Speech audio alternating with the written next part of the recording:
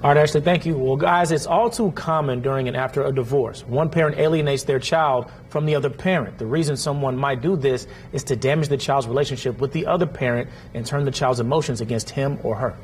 About 4 million kids in this country are being alienated by one parent against the other. In this book, You're Not Crazy: Overcoming Parent-Child Alienation, Dr. Lynn Steinberg explains how she counsels these children and parents and has a 99% success rate in reuniting an alienated child and parent. Dr. Steinberg is joining us right now. Dr. Steinberg, thank you so much for taking the time to be here. You know, you say that this is much more common than people might think, especially when custody fights are involved.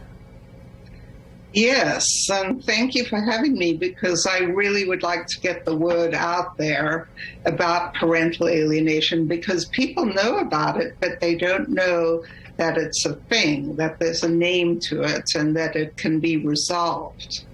So, yeah, it's a very prevalent problem out there. Yeah, and for the parent who is being alienated, what are some of the warning signs that you see? Well, one is that the children start to be very critical and insulting of the alienated parent when they see them.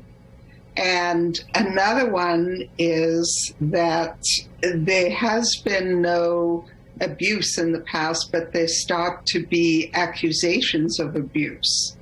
Another one would be a refusal to see that parent. Another one would be starting to call the alienated parent by their first name and refusing to call them by mom or dad. Those are just some of the symptoms that you might see. It's so interesting because I feel like, you know, when we have friends or we have loved ones where we see something is happening, you know, this is really can be devastating for the child. What are some of the effects that you've seen in children of how devastating this can be? When a child first starts getting alienated, the parents have just split up, and the child is being told negative things about the parent who becomes the alienated parent. We call that the targeted parent. And you don't know what to do with it. So they start off by not wanting to see the parent who's saying or bad-mouthing the other parent. But that quickly goes away, and the children align themselves with the parent who is doing the alienating or the bad-mouthing. And it eventually develops into lying about the parent, making false accusations against them, and rejecting them outright. So you can imagine what kind of situation this is for a child. And internally, psychologically, what they do is they split.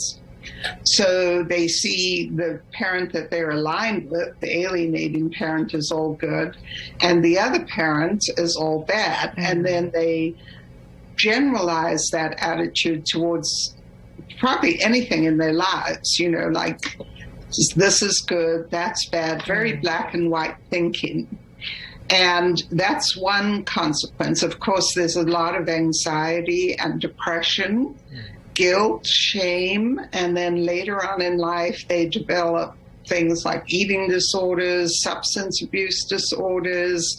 They tend to be pretty suicidal. They don't build good relationships with other people because the alienating parent frequently isolates them from like extended family, former friends, their other parent, school. You know, the COVID has really made it a panacea for alienating parents because they could keep their children home and thereby isolate them even more. There's so much to really delve into, so it's so good that you wrote this book. Yeah. The book is, thank you so much, Dr. Steinberg. The book is You're Not Crazy: Overcoming Parent-Child Alienation. Thank you so much again, Dr. Steinberg, for joining us and bringing all of this attention to this issue.